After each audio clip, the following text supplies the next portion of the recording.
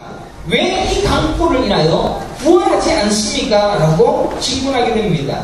하박국은 왜 악인인 바벨론이 하나님의 백성인 자신들을 압박하고 괴롭히는지 이해할 수가 없었습니다. 왜 하나님의 백성이 이렇게 연약하여서 이 땅에서 핍박받고 괴로워야 합니까? 라고 하나님께 질문합니다. 그때 하나님께서는 대답합니다.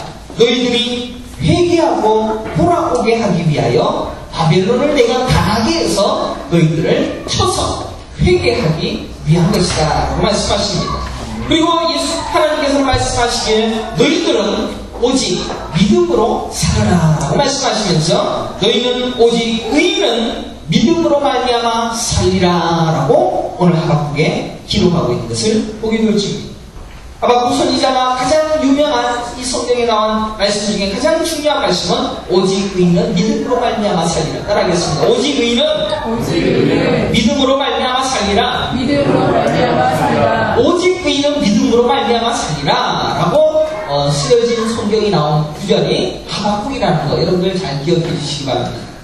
제가 오늘 구약 하박국을 설교를 하기 위해서 얼마나 긴장하는지 모릅니다. 상당히 어려운 내용일 수도 있기 때문에 또 흥미가 없을 수도 있기 때문에 정신을 바짝 차리고 들어주시면 좋겠다라고 생각합니다. 하나님께서 왜 오직 의인은 믿음으로 말미암아 살리라 라고 말씀했습니까? 이스라엘 백성들이 바벨론에 의해서 멸망당하여서 회개하고 돌아오기를 원하시는 하나님의 마음이다 라는 사실을 오늘 여러분에게 말씀드립니다. 자, 너희들의 할 일은 믿음으로 사는 것이라는 것입니다. 너희들은 악인이 번성하고 악인이 너희를 심판하고 악인이 너희를 괴롭히고 너희를 핍박하더라도 아랑곳하지 말고 오직 믿음으로 말미암아 살아라라고 말씀하고 있다는 것입니다. 그에 대해서 하박국은 이렇게 말합니다. 하박국, 예, 알겠습니다. 그러면 여호와여 주의 일을 이루는 것은 무엇이냐면 껴안은 자라는 그런 뜻입니다. 누구를 껴안았다라고 할 수가 있겠습니까? 하박국은 하나님을 껴안았다라고 할 수가 있을 것입니다. 우리가 이 땅에 살면서 무엇을 껴안고 살고 있습니까? 오직 의인은 믿음으로 말미암아 살리라 라고 하신 이 말씀처럼 우리는 이 땅에 사는 주님의 백성들은 하나님을 껴안고 하나님만을 믿으며 하나님을 의지하고 하나님이 주시는 구원을 바라보고 소망하며 살아야 될 줄 깨닫기를 가지고 축원합니다. 곧 끝이 난 심판 뒤에 오는 구원이 훨씬 더 위대하기 때문에 이 위대한 구원의 백성이 될 것을 기대하는 마음으로 온갖 심판이 무너져서 나를 무너뜨리려 하고 나를 괴롭힌다 할지라도 하나님만 껴안고 하나님이 주시는 구원만 믿으면서 오직 의인은 믿음으로 사는 그런 믿음의 성도들이 되시기를 축원합니다.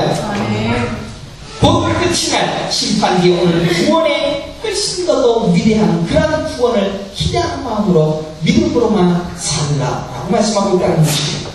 마태복음 19장 16절에 어떤 청년이 이렇게 질문합니다. 주님께 나와서 질문합니다. 선생님이요, 내가 무슨 선한 일을 하여야 영생을 얻으리까?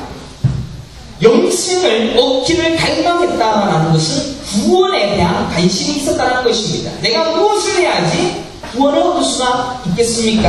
라고 질문했습니다. 예수님은 그에게 십계명에 대해서 이야기합니다. 네가 살인하지 말라, 간음하지 말라, 도둑질하지 말라, 거짓 증거하지 말라, 내 부모를 공경하라, 내 이웃을 내 몸과 같이 사랑하라 라고 말씀했습니다. 그랬더니 이 부자 청년은 자신에게 말합니다. 저는 이 모든 것을 다 지켰습니다. 아직도 무엇이 부족합니까? 어떻게 해야지 구원 얻을 수가 있겠습니까? 라고 질문합니다. 예수님께서는 그 즉시 또 다른 대답을 하고 있습니다. 내가 온전하고자 할 텐데 그러면 가서 너의 소유를 팔아서 가난한 자들에게 주어라. 그리하면 하늘에서 보화가 내게 있으리라. 그리고 와서 나를 쫓으라 라고 말씀했습니다. 이 부자 청년은 돈이 많은 사람이었습니다. 돈을 다 나눠주고 그리고 주님 말을 쫓아라. 이 말을 들었을 때 부자 청년은 근심하면서 돌아가더라 라고 기록하고 있는 것을 보게 되었죠. 마태복음 19장 22절에 기록하기를 재물이 많음으로 이 말씀을 듣고 근심하여 가니라 라고 기록하고 있다는 것입니다. 예수님은 청년이 무엇을 껴안고 사는가 라는 것을 알고 있었습니다. 이 청년이 무엇을 의지하고 사는가 라는 것을 알게 되어졌습니다. 무엇을 믿고 사는가 정확히 알고 있었기 때문에 예수님께서는 이 청년에게 네가 가진 모든 것을 다 나누어 주어 그리고 나를 쫓으라 라고 말씀하셨다는 것입니다. 여러분들 예를 들어서 가난한 이에게는 10개짜리 엄청나게 큰 돈일 수도 있을 것입니다.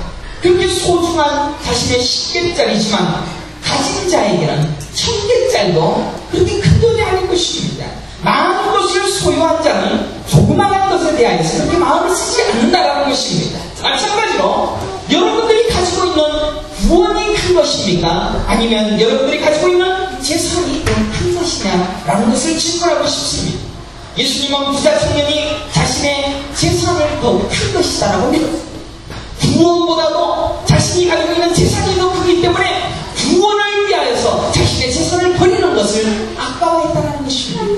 예수님은 그 마음을 아셨기 때문에 네가 가진 모든 것을 다 버리고 나를 쫓으라, 내가 나를 쫓으면 그때 구원이 있다라고 그에게 말씀하셨다는 것입니다. 우리는 자신이 가진 것을 더 소중히 여기는지 모릅니다. 구원을 준다라고 해도, 내가 준 예수 그리스도가 우리에게 보여주는 구원을 준다라고 해도 내가 가지고 있는 재산이 훨씬 더 가치가 있다라고 생각할 때가 있다는 것입니다.